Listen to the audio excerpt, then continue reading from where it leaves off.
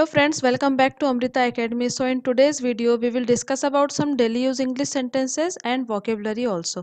क्योंकि vocabulary क्या होती है, पिलर्स होती है, कॉलम्स होती है. जब कोई मकान बनता है तो जिस तरह से कॉलम्स और पिलर्स उसको मजबूती देते हैं, उसी तरह से vocabulary इंग्लिश को मजबूती देती है. अगर आपको अपनी इंग्लिश पर अच्छा कमांड करना है तो आपको vocabulary पर काम करना ही पड़ेगा. तो इस वीडियो को आप देखें और इजीली इंग्लिश सीखें. आप इंग्लिश को विदाउट एनी एफर्ट्स इजीली सीख लेंगे. You don't need to give your strain on your brain. आपको बस आराम से इन्हें सुनना है, सारे सेंटेंसेस को आपको देखना है. आपको जो भी वोकेबलरी आ रही है उसका पूरा मीनिंग बताऊंगी, उसको 2 एग्जांपल्स के साथ मैं पूरा डिस्क्राइब करूंगी. So you just sit and listen me carefully. Okay, so यहाँ पर सबसे पहले हमने लिया है स्टाउट. ओके, स्टाउट मीन्स तगड़ा, ठोस या मजबूत. जब कोई चीज स्ट्रांग होती है ना, थिक एंड स्ट्रांग, तो हम कहते हैं स्टाउट. ओके, तो हम कहेंगे he put up a stout defence in court. He put up a stout defence in court means उन्होंने अदालत में एक ठोस सबूत रखा. कैसा सबूत रखा? ठोस सबूत. तो ठोस सबूत को बोलने के लिए हमने क्या करा? Stout. Stout defence. Defence means सबूत होता है और स्टाउट मीन्स मजबूत. तो इस तरह से हम मजबूत अगर हमें बोलना है, ठोस बोलना है, तो हम कह सकते हैं स्टाउट. ओके, तो एक वोकेबलरी आपकी क्लियर हुई. अब स्टाउट का नेक्स्ट एग्जाम्पल देख लेते हैं. His stout body was a mixture of genetics and countless hours at the gym. His stout body, उसकी मजबूत बॉडी क्या हुई? Was a mixture of genetics and countless efforts at the gym means उसका जो ठोस शरीर था वो कुछ तो उसका अनुवांशिक रूप से उसको मिला था और कुछ उसने जो जिम में अनगिनत घंटों तक जो एक्सरसाइज की, उन दोनों का मिक्सचर था उसका सॉलिड बॉडी. ओके, जैसे किसी बॉडी बिल्डर की बॉडी हम देखते हैं तो हम कहते हैं इसकी बॉडी कितनी सॉलिड है, तो हम स्टाउट बॉडी बोल सकते हैं. और ऐसा इसलिए होता है क्योंकि पहली बात उनकी जो जेनेटिक जो भी उनका जेनेटिक चीज़ है, जैसे अनुवांशिकी है उनकी, एक तो वो मजबूत होती है.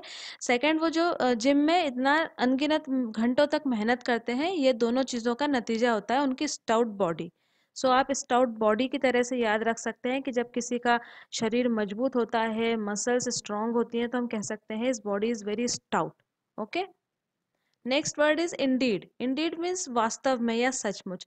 जब कोई चीज वास्तव में होती है, सचमुच होती है, तो हम इंडीड का यूज करते हैं. For example, a sellers life is indeed a hard life. A sellers life is indeed a hard life. जैसे एक नाविक का जीवन वास्तव में एक कठिन जीवन है, उसी तरह से हम कह सकते हैं soldiers life is indeed a hard life. एक सोल्जर का जीवन भी बहुत कठिन होता है. तो सचमुच बहुत कठिन होता है या वास्तव में बहुत कठिन होता है, ऐसा बोलने के लिए हमने इंडीड वर्ड का यूज किया यहाँ पर. नेक्स्ट एग्जाम्पल देख लेते हैं. Indeed why should any one feel sorry for her. Indeed why should any one feel sorry for her means वास्तव में किसी को उसके लिए खेद क्यों होना चाहिए. मीन्स आप जब किसी की बात कर रहे हैं, कोई ऐसा व्यक्ति है जो कि सजा के ही लायक है, तो हम कहते हैं कि हमें क्यों उसके ऊपर खेद होना चाहिए, उसने वास्तव में उसके साथ ये होना ही चाहिए था. तो वास्तव में बोलने के लिए हमने इंडीड वर्ड का यूज किया. Third is greedy. Greedy means लालची. जब कोई लालची होता है तो हम उसे इंग्लिश में ग्रीडी कहते हैं. He is a greedy man means वह एक लालची आदमी है. जब हमें किसी को लालची बोलना होता है तो हम ग्रीडी वर्ड का यूज करते हैं. सेकेंड एग्जाम्पल देख लेते हैं. Greedy thieves who plundered a defense contractor. greedy thieves who plundered a defense contractor means लालची चोरों ने एक डिफेंस कॉन्ट्रैक्टर को लूट लिया. लूटने को भी यहाँ पर हम अगर वोकेबलरी लूटने की देखें तो प्लंडर्ड होती है. प्लंडर मीन्स लूटना और प्लंडर्ड मीन्स लूट लिया, है ना, प्लंडर्ड. सो ग्रीडी थीव्स, लालची चोरों ने क्या करा? डिफेंस कॉन्ट्रैक्टर को लूट लिया. ओके, नेक्स्ट है चेरिश. चेरिश मीन्स संजोना. I cherish the letters she wrote. मैंने उसके लिखे पत्रों को संभाल कर रखा है. I cherish the letters she wrote. मैंने उसके लिखे पत्रों को संभाल कर रखा है. जैसे हमारे घर में छोटे बच्चे होते हैं और हम उनकी ड्राइंग्स को अगर संभाल कर रखते हैं तो हम कह सकते हैं आई cherish the drawings. Okay, I cherish the drawings of my child. तो इस तरह से हम अपने चेरिश मीन्स संजोना, किसी चीज को संभाल कर रखना जो आपके लिए बहुत कीमती है, उन्हें आप संभाल कर रखते तो आप कह सकते हैं cherish. I cherish each moment of my life. I cherish each moment of my life means मैं अपने जीवन के प्रत्येक क्षण को संजोता हूँ. मीन्स जब हम अपनी लाइफ को जी रहे होते हैं और उसके साथ साथ कुछ खास मोमेंट्स या पलों को हम संजोते हैं, जैसे हम उन्हें कैमरे में कैद कर लेते हैं, वीडियोस बनाकर रख लेते हैं, हम कहते हैं कि इन खास पलों को मैंने संजो कर रखा है, मीन्स संभाल कर रखा है। ओके, तो इस तरह से हम चेरिश वर्ड का यूज कर सकते हैं। Next is obsession. Obsession means जुनून। जब किसी को जुनून होता है, किसी चीज का पागलपन हो गया हो, या फिर उसे उसकी उस चीज के अंदर वो इतना डूब गया है कि उसे किसी और काम की सूझ ही नहीं पड़ती हो, तो हम कह सकते हैं obsession. Means he has an obsession with new clothes. He has an obsession with new clothes means उसे नए कपड़ों से लगाव है। मीन्स किसी किसी को होता है ना कि जब भी कोई नया कपड़ा, जब भी कोई नई फैशन आई, उसे तुरंत कपड़े लेना होते हैं, या फिर किसी किसी को मूवीज देखने का बहुत शौक होता है, means first day first show उन्हें चाहिए होता है, तो हम कह सकते हैं he has an obsession with new movies. Okay, इस तरह से आप क्लॉथ्स की जगह मूवीज लगा सकते हैं, या फिर किसी को कोई और चीज का शौक है, जैसे किसी को बाइक्स का शौक होता है, तो हम कह सकते हैं he has an obsession with new bikes. Okay, जिस तरह से महेंद्र सिंह धोनी को बहुत शौक है बाइक्स का, तो हम ऐसा कह सकते हैं कि उन्हें जुनून है, बाइक्स के लिए जुनून है। ओके, एक और एग्जांपल देख लेते हैं। She has a obsession to clear the exam. She has an obsession to clear the exam means उस पर एग्जाम क्लियर करने का जुनून सवार है। समझ लीजिए कोई व्यक्ति यूपीएससी की तैयारी कर रहा है, पीएससी की तैयारी कर रहा है, उसे 3 4 5 साल लग गए हैं, पर वो छोड़ने को ही तैयार नहीं है, क्योंकि उसे जुनून लग गया है कि अब उसे इस काम को फिनिश करना ही है। तो हम इसे क्या कहते हैं कि इसे जुनून है। So she has a obsession to clear the exam.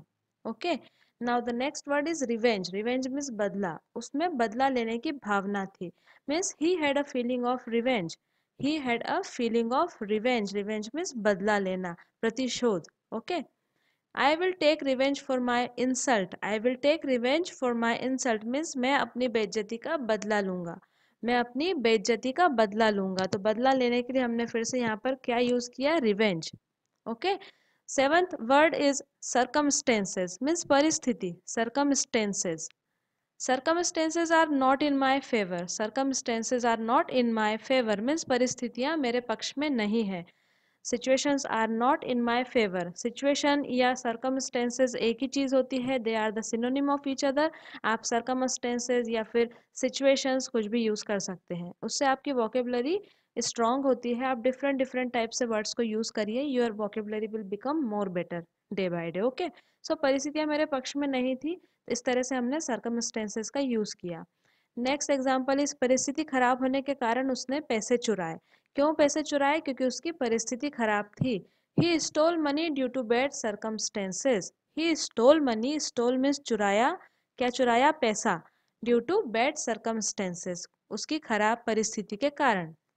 Next is opportunity. Opportunity means अवसर। जब आपको किसी चीज का अवसर मिलता है, जैसे आपको समझ लीजिए कोई नौकरी का अवसर मिला, या फिर आपको कोई अपॉर्चुनिटी मिली किसी एग्जाम को देने की, तो इस तरह से ये अवसर होते हैं, इन्हें आपको लेना होता है। So it's the opportunity of a life time.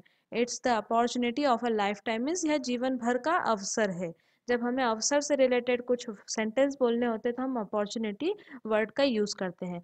Next example is always take advantage of the opportunity means हमेशा मौके का फायदा उठाएं। जब भी आपको कोई मौका मिले तो उसे व्यर्थ नहीं जाने देना चाहिए, आपको इस मौके का फायदा उठाना चाहिए। मीन्स कोई भी अपॉर्चुनिटी है तो उसे कैश कर लीजिए, उसे आपको वेस्ट नहीं होने देना चाहिए। So always take advantage of the opportunity. So friends, इस तरह से हमने कुछ वोकेबलरीज पर आज डिस्कशन किया है। आप इस वीडियो को 2 3 बार देखिए, जिससे आपको वोकेबलरीज जो है वो रिमेंबर रहेंगी फॉर मोर टाइम। ओके, बार बार इसे देखेंगे सुनेंगे तो आपको वोकेबलरीज बहुत अच्छे से याद हो जाएंगी।